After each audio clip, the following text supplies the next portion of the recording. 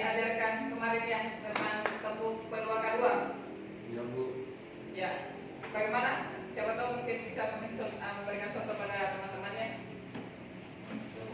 Ya, silakan.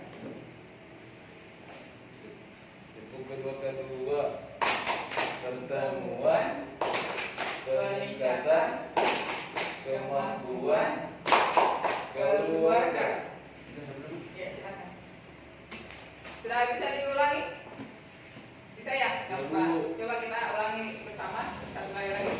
Tepuk P2K2, pertemuan, peningkatan, kemampuan, keluarga. Ya, terima kasih. Baik, untuk hari ini kita belajar tentang modul 2, pengelolaan keuangan dan perencanaan usaha, sesi 6, tema meminjam dan menabung.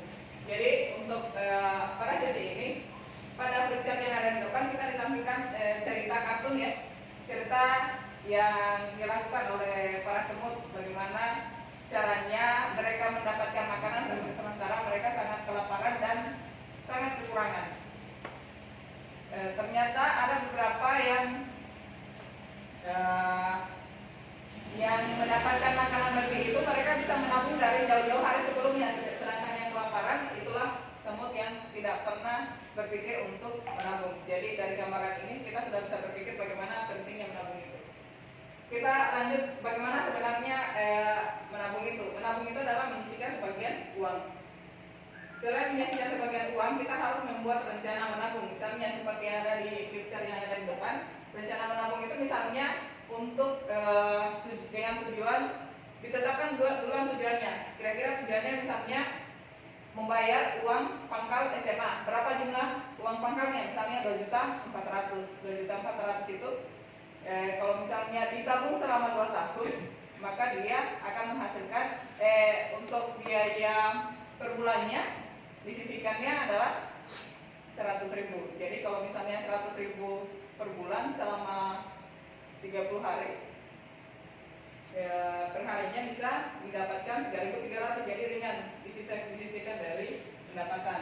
Kemudian bagaimana sih untuk menabung dengan sukses? Yang pertama adalah menabung. Menabung itu penting untuk berjaga-jaga dan mencapai tujuan tertentu. Menabung tidak harus dalam jumlah banyak, asalkan disiplin. Buatlah rencana menabung untuk mencapai tujuan. Yang terakhir, menabung harus disisihkan di awal, bukan tunggu ada sisa pengeluaran. Jadi pada saat kita mendapatkan misalnya gaji bulanan kita sudah harus menyisihkan duluan. Ini untuk uang tabungan, yang lainnya untuk uang belanja.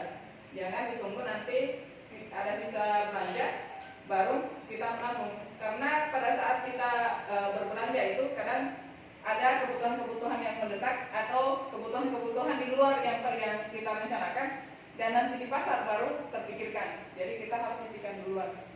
Kemudian kita lanjut tempat menabung. Untuk menabung kita harus menentukan tempatnya, baik itu bentuk bank atau mungkin koperasi, arisan, atau mungkin juga bisa menyimpan pribadi di rumah. Itu adalah bentuk-bentuk tempat menabung. Bisa dilihat dari beberapa item ya. Yang pertama, lokasi yang mudah dijangkau, setorannya harus rutin, bisa diambil sewaktu-waktu.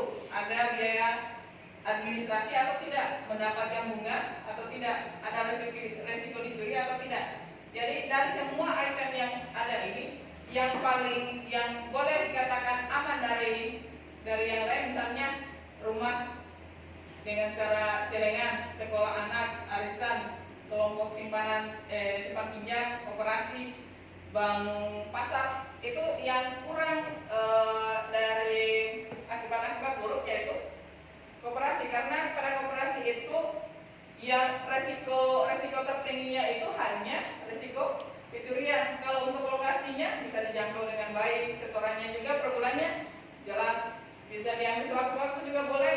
Misalnya ada kepentingan anak tiba-tiba harus misalnya membeli laptop atau misalnya bayar SPP, bisa diambil dari simpanan koperasi.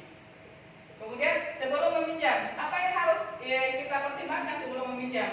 Yang pertama adalah untuk apakah kita meminjam. Jadi kita meminjam itu harus ditetapkan, misalnya apakah pinjaman ini untuk keinginannya atau untuk kebutuhannya. Sebisa mungkin kita menekan keinginan daripada kebutuhan.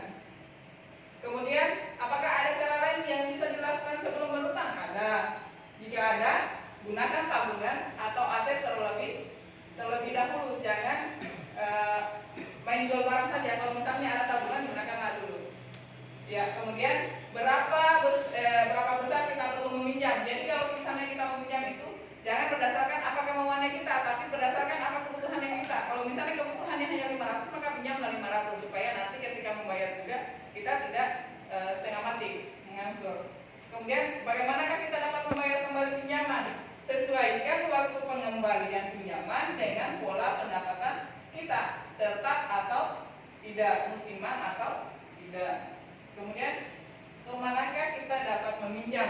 Bandingkan tempat-tempat meminjam yang tadi yang ada, carilah tempat meminjam dengan total pengembalian yang paling murah, ya, supaya tidak menekan terlalu tinggi angka pendapatan kita.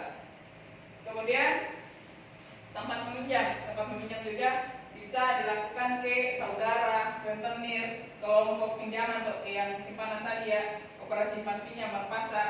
Tapi kalau misalnya ke rentenir, untuk akibatnya itu terlalu tinggi sekali ya untuk pengembaliannya, bunganya. Jadi itu